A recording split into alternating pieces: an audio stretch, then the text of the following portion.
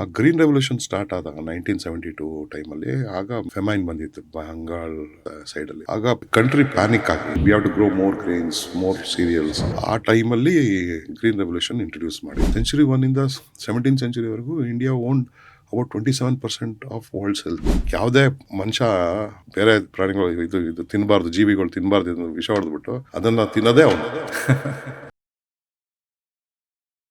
ಅಂದರೆ ನಮ್ಮ ಹಿರಿಕರೆಲ್ಲನೂ ಆರ್ಗ್ಯಾನಿಕ್ ಫಾರ್ಮಿಂಗನ್ನೇ ಮಾಡ್ತಾ ಇದ್ರು ಅಥವಾ ನ್ಯಾಚುರಲ್ ಆಗಿ ಬೆಳ್ಕೊಂಡ್ಬರ್ತಿದ್ರಲ್ಲ. ಈ ಕೆಮಿಕಲ್ ಫರ್ಟಿಲೈಸರ್ಸ್ ಅಥವಾ ವಿಷಕಾರಿಯಾದ ಆಹಾರಗಳನ್ನ ತಿನ್ನೋದಕ್ಕೆ ನಾವು ಯಾವಾಗ ಸ್ಟಾರ್ಟ್ ಮಾಡಿದ್ದು ಅಂದಾಜಲ್ಲಿ? ನೀವು ಅದನ್ನ ಅನಲೈಸ್ ಮಾಡಿರ್ತೀರ. ಸೊ ಅಂದಾಜಲ್ಲಿ ನಾವು ಸ್ಟಾರ್ಟ್ ಮಾಡಿದ್ದು ಗ್ರೀನ್ ರೆವಲ್ಯೂಷನ್ ಅಂತ ಸ್ಟಾರ್ಟ್ ಆಯ್ತು ಇಂಡಿಯಾಲಿ.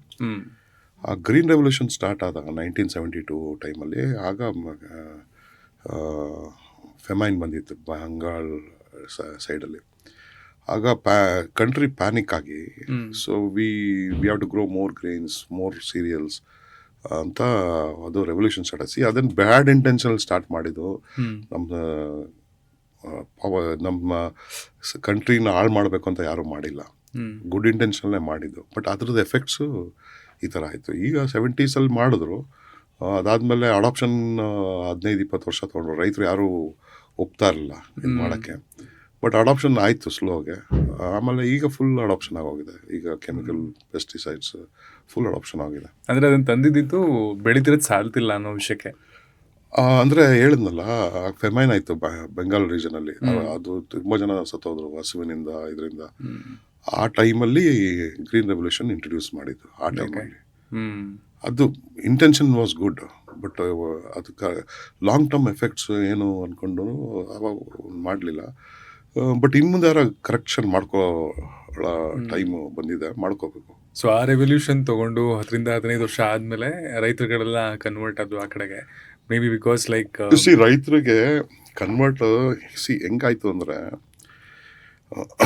ನಾವು ಹಿಂದೆ ಇಂಡಿಯಾದಲ್ಲಿ ತುಂಬ ರಿಚ್ನೆಸ್ ಇತ್ತು. ಯಾರು ಇದನ್ನ ಪಾಪ್ಯುಲೇಷನ್ನ ಗೌರ್ನ್ ಮಾಡ್ತಿದ್ರು, ದೇಶ ಅಂತ ಇರಲಿಲ್ಲ. 1947ಗಿಂತ ಮುಂಚೆ ದೇಶ ಅಂತ ಇರಲಿಲ್ಲ. ಆವಾಗ ಒಂದೊಂದು ಪ್ರಾಂತ ಅಂತ ಇತ್ತು. ವಿಜಯನಗರ ಕಿಂಗ್ಡಮು, ಹಿಂಗೆ ರಾಜರು ಆಳ್ವಿಕೆ ಮಾಡ್ತಿದ್ರು. ರೈತರು ಬೆಳೀತಿದ್ರು, ರಾಜರಿಗೆ ಅವ್ರು ಬೆಳೆದಂಥ ದವಸ ಧಾನ್ಯಗಳನ್ನು 1/3, ಯೂಶಲಿ 1/3 ಕೊಡೋರು. ಅಂದರೆ 33%. 100 kg ಬೆಳೆದ್ರೆ 33 kg ಕೊಡೋರು. ಅದು ಡಿಪೆಂಡಿಂಗ್ ಆನ್ ದ ಈಲ್ಡ್. ಎಲ್ಲ ತುಂಬ ಎನ್ಫೋರ್ಸ್ಮೆಂಟ್ ಇರಲ್ಲ. ತರಕಾರಿ ಮತ್ತು ಹಾಲು, ಹಣ್ಣು ಇದೆಲ್ಲ ಅವ್ರ ಕನ್ಸಂಪ್ಷನ್ಗೆ ಇಟ್ಕೊಳ್ಳೋರು. ಅದರಿಂದ ಏನು ಟ್ಯಾಕ್ಸ್ ಥರ ಏನು ಹೋಗ್ತಾರಲ್ಲ. ಅಂದರೆ ಇಡೀ ದೇಶದಲ್ಲಿ ಎಷ್ಟು ಪ್ರಾಸ್ಪರ್ ಆಗಿತ್ತು ಅಂದರೆ, ಈ ಸ್ಪೈಸಸ್ಸು, ಪಲ್ಸಸ್ಸು, ಸೀರಿಯಲ್ಸ್ ಬೆಳೆಯೋರಲ್ಲ, ರೈತರು ಅವ್ರ ಮನೆಗೆ ಎಷ್ಟು ಬೇಕು ಇಟ್ಕೊಂಡು ರಾಜಂಗ್ ಊರಲ್ಲೂ ಮಾರಾಟ ಮಾಡಿ, ಸಂತೆಗಳಲ್ಲಿ ಮಾರಾಟ ಮಾಡಿ ರಾಜಂಗ್ 33% ಕೊಟ್ಟಿರೋರು. ರಾಜರು ಅವನು ತನ್ನ ಸೈನ್ಯಕ್ಕೆ ಬಳಸ್ಕೊಂಡು ಅವನು ಎಕ್ಸ್ಪೋರ್ಟ್ ಮಾಡೋರು. ಅಷ್ಟು ಬೆಳೀತಿದ್ವಿ. 100% ಆಫ್ ಅವರ್ ಕಿಂಗ್ಸ್ ಇದು ದೇವರ್ ಟ್ರೇಡಿಂಗ್ ಮಾಡ್ತಾಯಿದ್ರು. ರಾಜ ಅಂದರೆ ಏನು, ಎಕ್ಸ್ಪೋರ್ಟ್ ಮಾಡ್ತಿದ್ದ. ಅದು ಇಲ್ಲಿ ಸೊ ಯೂಶಲಿ ಈ ಕಡೆ ಹೋಗೋದು ಅರಬ್ ಕಂಟ್ರೀಸ್ಗೆ. ಸ್ಪೈಸಸ್, ಅಕ್ಕಿ ಅಲ್ಲೇನು ಬೆಳೆಯಲ್ಲ, ಅಲ್ಲಿಂದ ಇಂಗ್ಲೆಂಡು, ಪೋರ್ಚುಗಲ್ಗೆಲ್ಲ ಹೋಗೋದು. ಸೊ ಅಲ್ಲಿಂದ ದುಡ್ಡು ನಮ್ಮ ಕಂಟ್ರಿಗೆ ಬರೋದು. ಅದಕ್ಕೆ ಕಂಟ್ರಿ ತುಂಬ ರಿಚ್ ಆಗಿತ್ತು. ರಿಚ್ ಅಂದರೆ you cannot imagine. Angus Maddison ಅಂತ British economist has written a book about Indian economy and China. Century 1 ಇಂದ 17th ಸೆಂಚುರಿವರೆಗೂ India own about 27% of world's health. 27%. China second ಇತ್ತು, 18% ಇತ್ತು. So India, China both agriculture practices very robust. ಯಾರು ರಾಜರು ರೈತರಿಗೆ dictate ಮಾಡ್ತಾ ಇರಲ್ಲ, ಇದನ್ನೇ ಬೆಳಿ, ಅದನ್ನೇ ಬೆಳಿ, ಇದನ್ನು ಹಾಕು, ಅದನ್ನು ಹಾಕೋದು. They were very well aware. ಏನಾಯಿತು ಇದು, ಅದಕ್ಕೆ ನಾವು ಇಂಡಿಯಾ ಶ್ರೀಮಂತಿಗೆ ಇದೆ ಅಂತ ಎಲ್ಲ ಇದರಲ್ಲೂ ಹೇಳ್ತೀನಿ. ಆ ಶ್ರೀಮಂತಿಗೆ ಇದ್ದಿದ್ದಕ್ಕೆ ಮೊಘಲರು ಬಂದರು, ಅಂದರೆ ಆ ಕಡೆಯಿಂದನೇ ಬಂದರು, ಅರಬ್ ನೇಷನ್ಸಿಂದ. ಇಲ್ಲೇ ಆಳ್ವಿಕೆ ಮಾಡಿದ್ರು, ಇಲ್ಲೇ ಸೆಟ್ಲ್ ಆದರು. ಅದಾದಮೇಲೆ ಬ್ರಿಟಿಷ್ ಅವ್ರು ಬಂದರು, ಪೋರ್ಚುಗೀಸ್ ಬಂದರು, ಫ್ರಾನ್ಸ್ ಅವ್ರು ಬಂದರು. ಏನಕ್ಕೆ ಬರ್ತಾರೆ ಬೇರೆ ದೇಶಕ್ಕೆ? ಬಂದದೇ ಸಂಪತ್ತಿರೋದಕ್ಕೆ. ನಾಟ್ ಓನ್ಲಿ ಇದು India lot of gold, diamond. So ಅದೆಲ್ಲ ಇದು ಮಾಡಿಕೊಂಡು ಹೋದರು. ಸೊ ಆ ಅಗ್ರಿಕಲ್ಚರ್ ಪ್ರಾಕ್ಟೀಸ್ ಅಷ್ಟು ಚೆನ್ನಾಗಿತ್ತು, ರೋಬಸ್ಟ್ ಆಗಿತ್ತು, ಪೀಪಲ್ ಹೆಲ್ತಿ ಆಗಿದ್ರು. ಸೊ ಅದಿದೇನಾಯಿತು, ಮೋನೋಕ್ರಾಪಿಂಗಿಗೆ ಶಿಫ್ಟ್ ಮಾಡಿದ್ರು, ಡ್ಯಾಮ್ಸ್ ಕಟ್ಟಿದ್ರು. ಹ್ಮ್ ಅವಾಗ ಡ್ಯಾಮ್ಸ್ ಇರಲಿಲ್ಲ, ಕೆನಾಲ್ಸ್ ಅಂತ, ವಾಟರ್ ಕೆನಾಲ್ಸ್ ಅಂತ ಮಾಡಿದ್ರು. ಹ್ಮ್ ಡ್ಯಾಮ್ಸ್ಗಳು ಕಟ್ಟಿದ್ರು.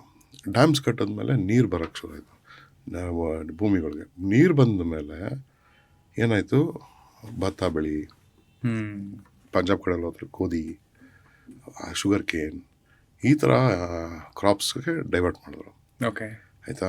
ಸೊ ಈ ಥರ ಕ್ರಾಪ್ಸ್ಗೆ ಡೈವರ್ಟ್ ಮಾಡಿದಾಗ ಏನಾಯಿತು, ಪ್ರತಿ ವರ್ಷ ಒಂದೇ ಬೆಳೆ ಬೆಳೆದ್ರೆ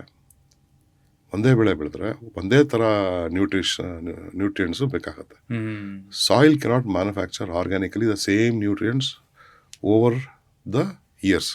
ಈ ಕಬ್ಬು ಹಾಕಿದ್ರೆ ಕಬ್ಬಿಗೆ ಏನು ಬೇಕು, ಒಂದೇ ಪ್ರಮಾಣದ ನ್ಯೂಟ್ರಿಯೆಂಟ್ಸ್ ಬೇಕು. ಸೊ ಡಿಪ್ಲೇಷನ್ ಆಗುತ್ತೆ. ಏನಾಗುತ್ತೆ, ನ್ಯಾಚುರಲಿ ಯು ಕೆನಾಟ್ ಇದು ಸಿಂಥೆಟಿಕ್ ಫರ್ಟಿಲೈಸರ್ ಹಾಕ್ಬೇಕು.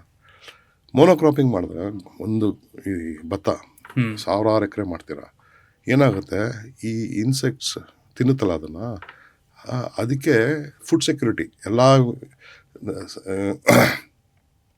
ಮನುಷ್ಯ ಹೋಗ್ಬಿಟ್ಟು ಯಾಕೆ ರಿವರ್ ಪಕ್ಕ ಸೆಟ್ಲ್ ಆಗೋದು, ಅಲ್ಲಿ ನೀರು ಸ್ಕೇರ್ಸಿಟಿ ಇರಲ್ಲ, ಫುಡ್ ಬೆಳ್ಕೋಬೋದು, ಎಲ್ಲ ಮಾಡ್ಕೋದು. ಹಂಗೆ ಫುಡ್ ಸೆಕ್ಯೂರಿಟಿಗೋಸ್ಕರ ಸೆಟಲ್ಮೆಂಟ್ಸ್ ಹ್ಯಾಪನ್.